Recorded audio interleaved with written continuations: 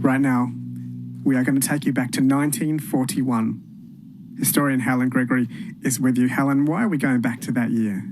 Well, Ashwin, we've done a number of anniversaries this year, and this is another one, but the figures don't end neatly in O. This is an 81st anniversary. Oh, okay. All right, so it's important. That's why we need historians to celebrate things that we might have missed. And I had never heard of the Pensacola, but it's always a lovely word. It feels like it's in the background of my memory. You hear the word Pensacola. I didn't know of its military significance, though. So can you tell us what that is? Well, it was a ship that was part of a very important convoy that came to Brisbane in December 1941. And the event is usually known as the arrival of the Pensacola Convoy, of which the United States ship Pensacola was the lead. And in fact, the Pensacola had already been quite busy around the Pacific even before she arrived in Brisbane on the 22nd of December 1941. She had been launched in 1929, and after a bit of work on the east coast of the United States, she was assigned to the Pacific Fleet, and she went to Pearl Harbor, where she was in 1939. But in 1941, the United States President sent Pensacola and her convoy towards the Philippines with the idea of reinforcing the Philippines. Now, this was before the Japanese attack on Pearl Harbor, so it was perfectly, I think, clear that the United States was expecting trouble in the Pacific. They just didn't expect it to be Pearl Harbor, I think. Sorry, you go. And so when she was on her way to Manila with the convoy, Pensacola got new orders to come back, and she crossed the equator on the 5th of December 1941, and of course on the morning of the 7th of December was told that the Japanese had attacked Pearl Harbor and the United States was now at war. Anyway, she kept going towards Manila till the 9th of December, but clearly there were going to be other troubles, so she was told to turn around, bring the convoy back to Pearl Harbor, and then they were diverted to Brisbane via Suva in Fiji. Do you know why the change in orders came from going to Pearl Harbor to go to Brisbane? I think perhaps both the Australian and United States governments were very concerned about Japan in other parts of the Pacific, and it possibly was a matter of spreading out the forces for a bigger coverage. Then before we go on to this, can you just briefly introduce us to the Australia-US relationship at this time, because it feels like we're much closer to Britain. This is 4 years before the ANZUS Treaty. So give us the context, what's about to happen in this relationship. I think it brings in a very important Australian Prime Minister, John Curtin. Now, the Australians, of course, had been fighting in the war in the Middle East, in North Africa, but Curtin was very concerned once Japan entered in the war about the safety of Australia. So he told Winston Churchill that he wanted the Australian troops back home. Now, at that stage, Australia was feeling a bit let down because Britain had promised to reinforce Singapore and make sure Singapore would stand up against any invasion, which of course it didn't. So Curtin then got doubly worried about Australia. But there had been visits of United States forces on goodwill visits before that, including, I think, one in 1940, certainly one in 1939. So friendships probably were developing, but I think perhaps the failure of the British in Singapore and Malaya, as it then was really the crux that Australia had to look elsewhere for help. As a country, since we built our biggest cities in Brisbane, Melbourne, Sydney, do you think there was a particular extra anxiety about our not very well protected northern border? Definitely. And of course, that goes back a long way. That goes back to the end of the 19th century when the colonies, the three colonies, Queensland, New South Wales and Victoria, were very concerned both about the Germans acquiring colonies in the Pacific and the Russians. And so defence experts had come and advised that forts should be built to protect the major cities, and not just the three capital cities. There was Green Hill Fort on Thursday Island, one in Townsville, one in Brisbane, which is Fort Lytton, and of course the one in Victoria. So the Pacific was always, I think, regarded as the source from which trouble could come. So that's a good introduction to the setting, the atmosphere of the relationship at that time. Take us back into now the story of the Pensacola. It gets orders to come to Brisbane. What happens next? Well, it's on its way to Brisbane, and two Australian ships, HMAS Canberra and HMAS Perth, were at Newstead Wharf in December 1941. They were then sent out into Moreton Bay, and partly I think it was to see when the Pensacola convoy would arrive and where exactly it was. And this is something I hadn't realised, but some of our ships and the Pensacola had planes. So planes went up to see where everybody else was in early December 1941. On that point, I wonder how interoperable our ships were with this. Could they communicate with each other? Did they use the same frequency on radio? It must have been hard to get these two unfamiliar navies to suddenly connect with each other. Well, that's one of the reasons. I wonder if that's the reason why Canberra and Perth were sent out to look for Pensacola and her convoy. I'm not sure about that. A naval person will probably know about the state of communications, but I don't. It's a very expensive alternative to a phone call, but may have been necessary back then. That's right. And of course, there were limited navigation aids. For instance, the Cape Morton Lighthouse wasn't brightly flashing. It was on a setting called Loom, which was a diffuse light, so it couldn't easily be seen for miles and miles and miles. So I would imagine the navigation was quite a thing for these big ships. And HMAS Moresby was appointed to escort Pensacola, and it launched more planes to check for enemy submarines, because that was always a worry, that there could be submarines. So everybody was checking for everything else. But on the early morning of the 22nd of December, the Brisbane harbour pilot, who was a civilian, went aboard Pensacola to escort her to Brisbane. The rest of the convoy didn't immediately follow. And so she moored at Hamilton Wharf just after 12:30 p.m. on the 22nd of December. And the anniversary we're marking will be commemorated by the unveiling of a plaque at Brett's Wharf to commemorate this arrival. But the rest of the convoy, which had been called Task Force South Pacific, remained anchored off the Power Light for a little while. But I love the way navies recycle ship names. There've actually been 4 USS Pensacolas. The first was a steamer launched in 1859, decommissioned in 1911, so that one saw a lot of service. The second Pensacola was a German steamer, seized when the US entered the First World War and then used as a transport ship. So that was a ship that actually changed nationality. And the third Pensacola was the cruiser which came to Brisbane, and that class of heavy cruisers soon became known as Pensacola cruisers. And she had been launched in 1926 and served till the end of the Second World War. And the fourth Pensacola was launched in 1971, decommissioned in 1999. I quite like, and I think it's a very American thing. What you're talking about names, Pensacola is a part of Florida, a town in Florida, isn't it, where this is named from? Because I'm looking at the Indian Navy has a naval ship called the INS Vikrant, and Vikrant means powerful, warrior, brave, victorious. It's almost cosmic and mystical and religious, whereas the Americans will just name it quite in a pedestrian way after the town where it was built, because as a country they're quite a pragmatic, practical, everyday people. So there's something in the naming, I think. I think there is too, and Pensacola is a very interesting place in the United States. It was the site of the first Spanish settlement on the continental United States. And admittedly, that first Pensacola settlement didn't last very long, but was re-established in 1698. So it's a very old place. And Pensacola Bay, of course, is in a very important strategic spot and is a wonderful deep harbour for ships.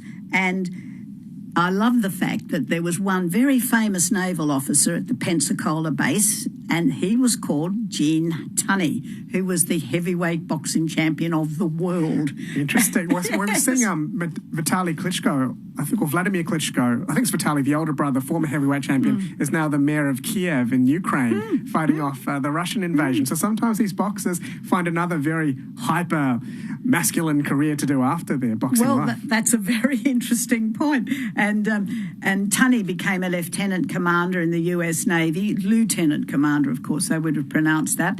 And he was appointed physical director and coordinator of physical education for three training stations in Florida at Jacksonville and Pensacola. He would have been a no-nonsense, he's no PE teacher. That would have been some hard drills. Oh, I think so. There'd have been no slacking in the classes he was running. No. But that's a digression, but I just thought it was amusing that a heavyweight boxer could become very important in that Navy. But the real significance of the arrival of the Pensacola and the convoy was the arrival, of course, of American forces on Australian soil in big numbers. In fact, the convoy disembarked 45,000 troops within 6 days. So that was a lot.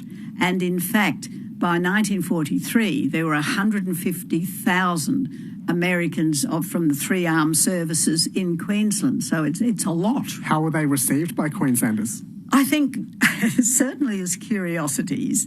And of course, there's the famous saying that Australian men regarded them as being overpaid, oversexed and over here.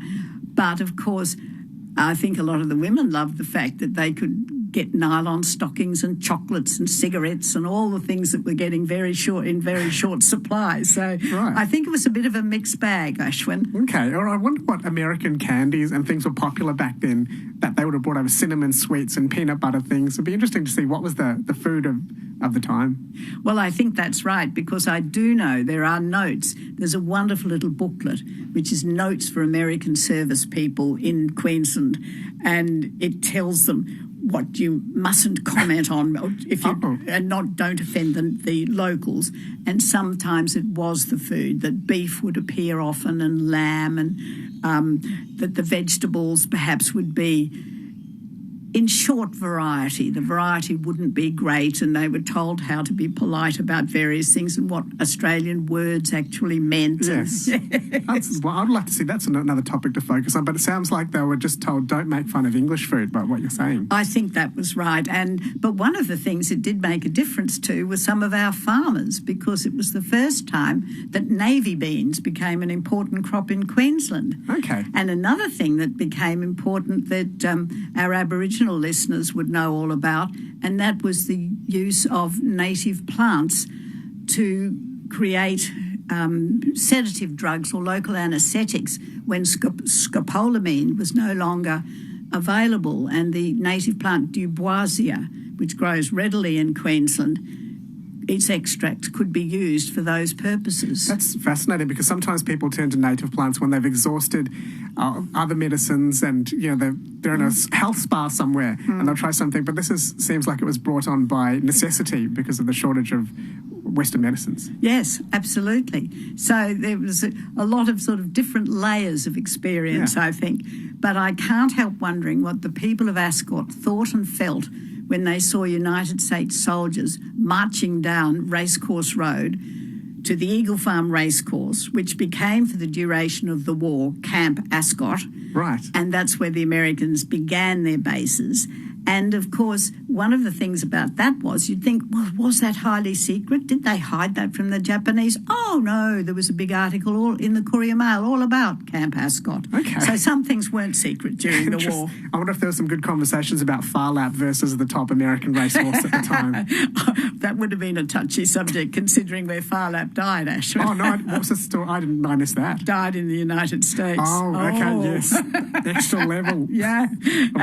But one of the things that I think was important was, of course, the appearance right around Brisbane of igloo structures, those huge curved buildings where corrugated iron really came into its own to create big cavity spaces. But the other thing that made a difference all around, not just in Brisbane, but right throughout Queensland, we know that there were United States troops from Brisbane to the Atherton Tableland. There was the highly secret base at Charleville. There was the big airfield at Charters Towers. They were everywhere.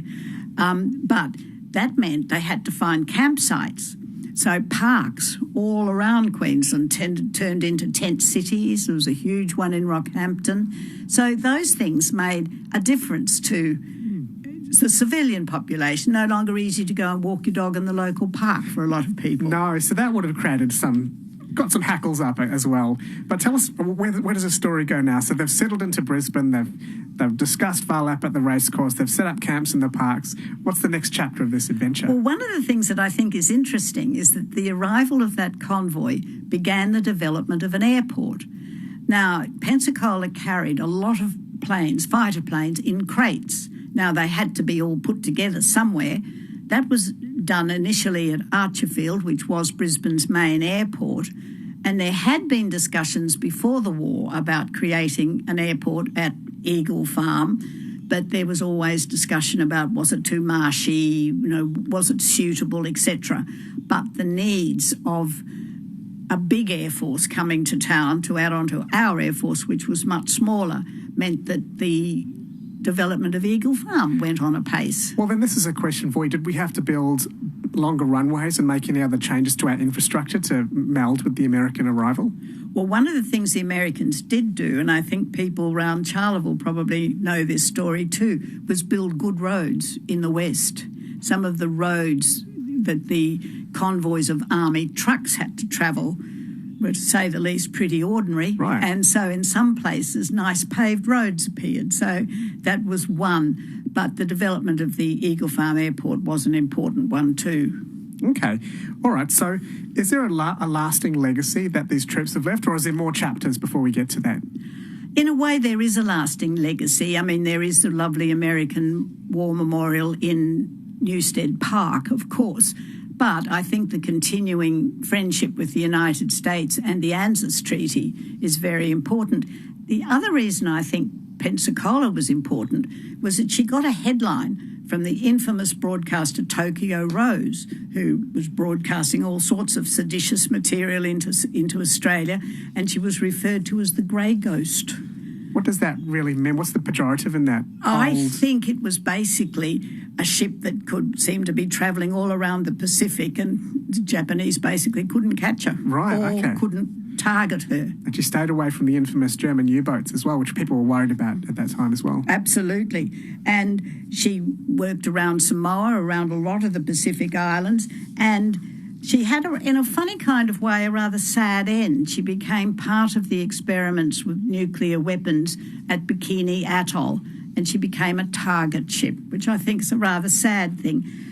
But she survived the tests as a target ship, and then she was decommissioned on the 26th of August 1946. And she had a hull, because, broken down ships do. Then they used that for radiological and structural studies. Then she was unfortunately sunk on the 10th of December 1948 off the coast of Washington State. But I think, seeing it was the Pacific coast, that was a fitting place for her to go. That is quite poetic, and almost ironically, she wasn't attacked by foreign missiles, but she was hit by her own side's missiles as tested. What a story for the Pensacola. Do you know where she's at the bottom of the ocean now? Is she a diving wreck? People go and swim? I don't know. I wonder if any of our American listeners know that. Yeah. That's a very good question, Ashwin. I can't help you there. No, but I wonder if the chapter continues with the Pensacola. I wonder. It would be nice to think so. I hope so. Historian Helen Gregory, you've been listening to her. Helen, thanks for coming in. Thank you, Ashwin.